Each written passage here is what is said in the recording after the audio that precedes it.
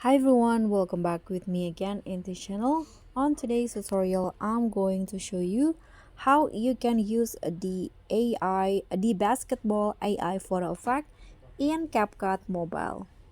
So you can just add a photo of yourself to CapCut, then click on it, go to style, or you can also go to effect and go to the photo effect.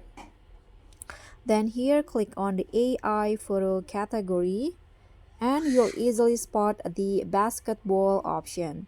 Click on that and just wait until the effect apply to your photos. Just wait, it won't take long. Okay, so here is the result.